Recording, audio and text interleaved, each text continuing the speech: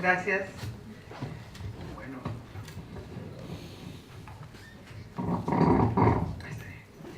Buenas noches, compañeros, compañeras ayánicas, representantes de instituciones, público asistente, y saludo a mis compañeros en la mesa, Shuar Velázquez, y también el doctor Fermín Tiwi, y en particular a la dirigente, mi amiga, la señora Buendía, presidenta de la Central Ayánica del Río N, y todos ustedes, por supuesto.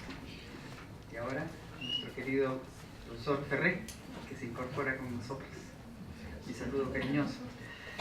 Ustedes, como representantes de 17 comunidades nativas, 33 anexos de la cuenca del Río N, les agradezco sobre todo darme la oportunidad de reflexionar con ustedes algunos temas que están en el centro de nuestras preocupaciones.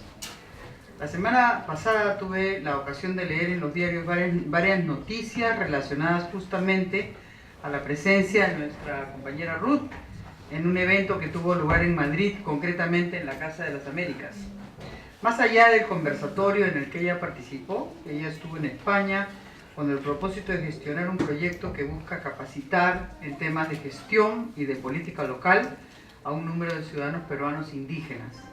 Veo en dicho viaje y en el proyecto mencionado su continua búsqueda por participar en la esfera política, digamos, y en la vida pública de nuestro país, pensando en ustedes. Y pensando en ello, me pregunté hoy cuál sería el mejor modo de abordar el tema que hoy nos convoca, y encontré en las discusiones que ustedes tuvieron hace algunas semanas en su congreso relacionado en Paveni la mejor forma de hacerlo. ¿Cómo conciliar entonces, y si es que es posible hacerlo, el desarrollo con la justicia y el respeto a los derechos, tanto colectivos como individuales? Es cierto que esta reflexión no parte desde cero ni se resolvió en el Congreso, que ustedes saben se realizó entre los días 12 y 13 de este mes. El interés en torno a este aspecto tampoco es meramente conceptual, sino que se explica a partir de las experiencias concretas por las que el pueblo ayánica, entre otros pueblos indígenas de la Amazonía peruana, tuvo que atravesar a lo largo de su historia. ¿Cómo no preguntarse entonces por el futuro de su pueblo en medio del conflicto político que vivió el país, conflicto en el que ustedes participaron activamente para defender su vida y también la continuidad de sus comunidades? Y esa pregunta, que probablemente fue formulada en otros términos desde los tiempos de Juan Santos Atahualpa, como reformularla a la luz de un nuevo escenario en el que se participan nuevos actores sociales. Cabe resaltar desde ya que la posibilidad de formularse esa inquietud demuestra en efecto que, a pesar de una serie de problemas estructurales, ustedes, los ayánicas, continúan hablando como un pueblo. Y este hecho corrobora el interés existente entre ustedes por reflexionar sobre su futuro. Y desde esa perspectiva me parece que es importante puntualizar algunos temas centrales, es decir, ir esbozando una respuesta a la pregunta planteada. El primero de ellos tiene que ver con el modo en que comprendemos o para qué queremos el desarrollo. Sin entrar aquí en mayores detalles, podría decir que este desarrollo no representa un fin en sí mismo, sino que representa un medio para asegurar el bienestar tanto individual, familiar como colectivo. Es justamente el bienestar como un concepto más amplio el que debe ser colocado como la finalidad de nuestros intereses. Curiosamente, esta es una noción multidimensional sobre la que aún estamos aprendiendo precisamente de las poblaciones indígenas. En segundo lugar, propongo ir un poco más allá y no detenernos únicamente en la discusión en torno a los derechos con los que actualmente contamos o a los que aún aspiramos. Quiero avanzar hacia la capacidad real de ejercer esos derechos para garantizarnos completamente una ciudadanía activa. Es claro que estas capacidades y derechos van de la mano con el cumplimiento de nuestros correspondientes deberes, pues no hay libertad sin responsabilidad ni derecho sin deber. Eso lo aprendí cuando estuve en la Defensoría del Pueblo, y aquí en ello saludo a la doctora Ana Palomino, mi colega de entonces en la Defensoría del Pueblo.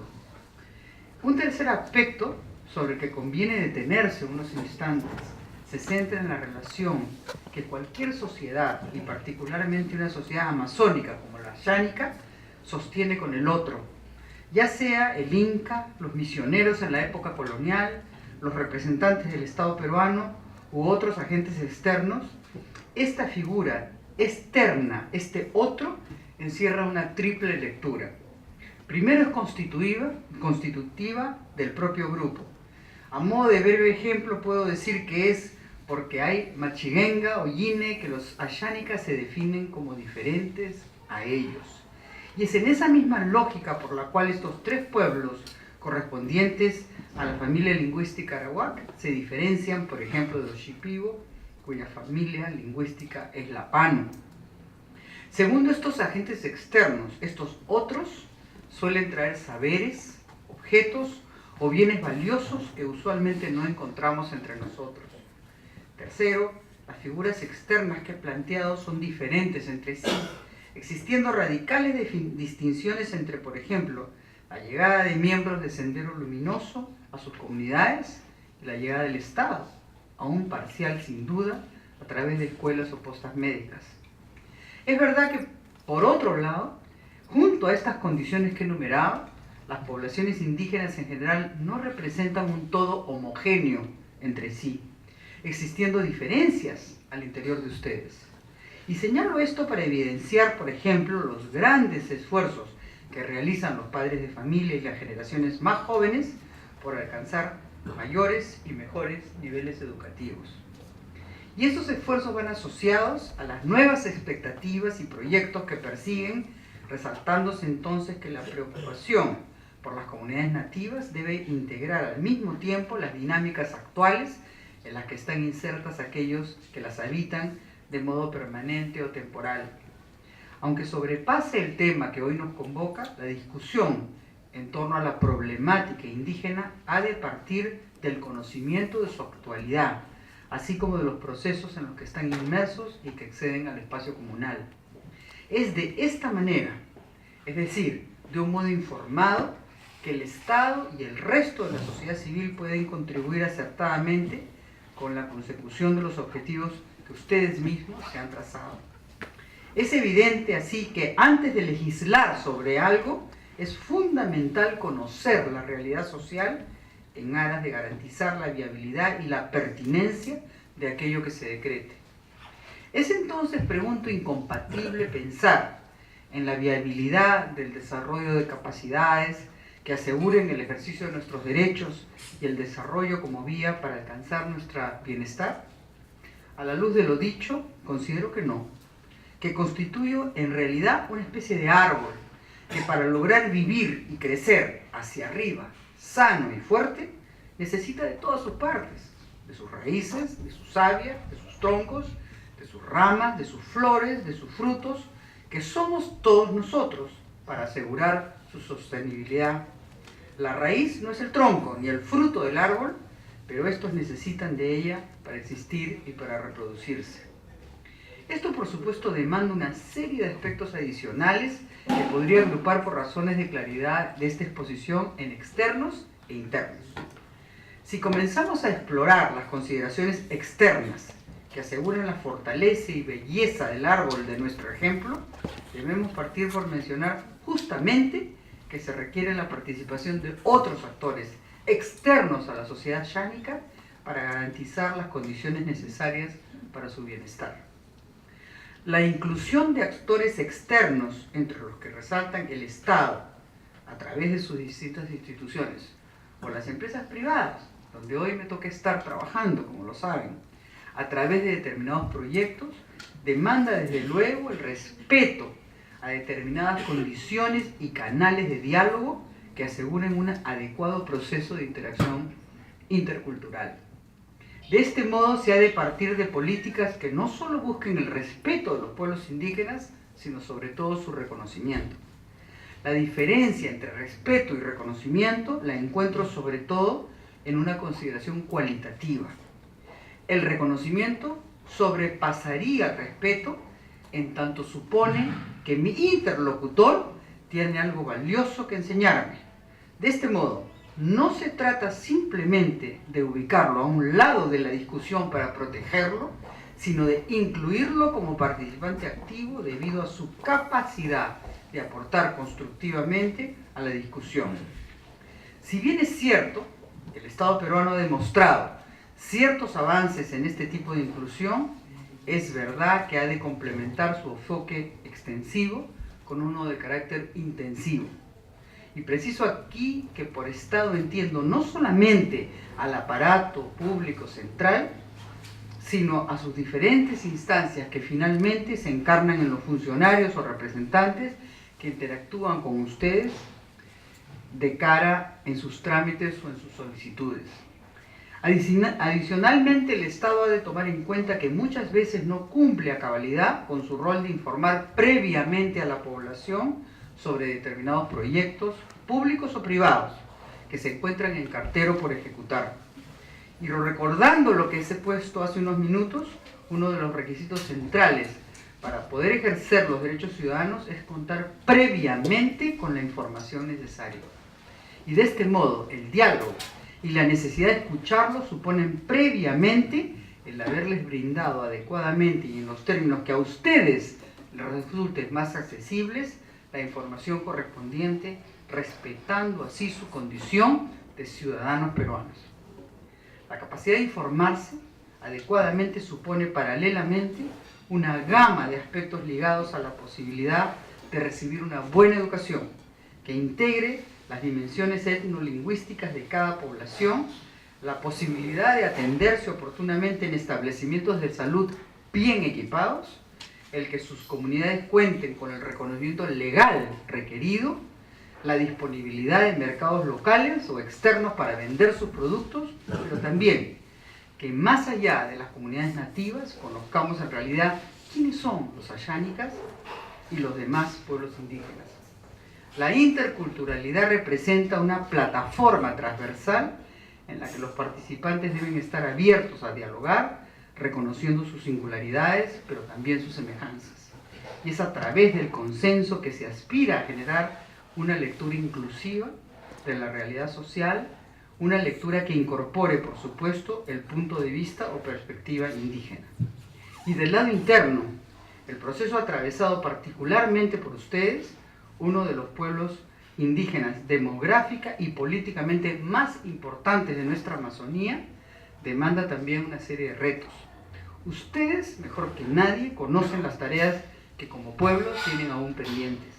Yo me animaría a señalar algunas de ellas orientadas a la necesidad de continuar formando a nuevas generaciones de líderes, capaces de superar, en aras de fortalecer la unidad indígena del pueblo ayánica, las divisiones heredadas de la época de la violencia política.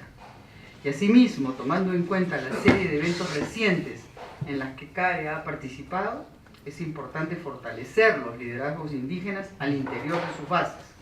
Beni, Lima, Madrid, representa así un circuito que desde luego tiene como punto inicial a cada una de las comunidades nativas que integran esta federación indígena. Ese escuchar dentro de las comunidades implica, por supuesto, el reconocer el punto de vista de los diferentes grupos que viven y entretejen las relaciones sociales ahí existentes, urdimbre que por lo demás ha dejado de ser solamente local para estar conectada a otras regiones o espacios. Llegado a este punto es evidente que las tareas a realizar no son pocas y que para cumplirlas se requiere de la participación simultánea de diferentes y distintos actores sociales. Y este ejercicio conjunto presupone un escenario definido por la interdependencia y por el reconocimiento colectivo. Estas son algunas de las reflexiones que espero contribuyan con las discusiones que ustedes desde hace 3 años sostienen en su octubre ayánica. Quisiera repetir algunas frases que con ocasión de la presentación de un libro hace unos meses donde estuvo Ruth Buendía dije y que quisiera compartir con ustedes. El Perú tiene una deuda histórica de fondo con los pueblos indígenas. En el Perú no hemos sido capaces de garantizar el disfrute efectivo de derechos y servicios esenciales para una vida de calidad. Y a pesar de los esfuerzos de muchas personas dentro y fuera del Estado, hasta hoy no se garantiza plenamente una educación y una salud intercultural de calidad. Aún no se culmina la titulación de sus tierras, ni se ha logrado asegurar la conectividad con el resto del país. Y en algunos casos, también hay que decirlo, muchas actividades realizadas en sus tierras, sin regulación, sin la presencia adecuada del Estado, han culminado en la tragedia de la explotación del caucho o problemas de contaminación que hoy han dejado la huella en pasivos ambientales que debieran ser reparados. El diálogo intercultural debe ser una oportunidad para atender esa deuda histórica y para evitar las vulneraciones de derechos que se han presentado en la historia del Perú. Durante siglos, el Perú oficial ha vivido de espaldas a los pueblos indígenas y a sus intereses. Mario Vargas Llosa contó en forma desgarradora la trágica historia del pueblo Mashirenga en su libro El Hablador, y ahí narró en forma extraordinaria esa contraposición de dos mundos que viven enfrentados y sobre todo y trágicamente sin entenderse el uno al otro.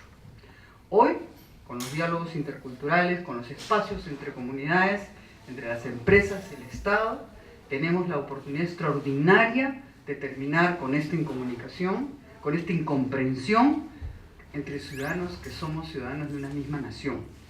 Hoy, gracias a este nuevo espíritu, tenemos que construir, con base en la confianza mutua, en la transparencia y en la buena fe, un diálogo respetuoso al que todos anhelamos. Por eso es que la institucionalización y la continuidad de espacios como este, como el de hoy, contribuyen decididamente a conocer de primera mano sus percepciones, sus demandas, haciendo las veces de una instancia propositiva de autodiagnóstico que convendría largamente apoyar. Yo, en lo personal, hago fuerzas por la consolidación y extensión de espacios como este para construir finalmente ese Perú con el que todos soñamos. Gracias.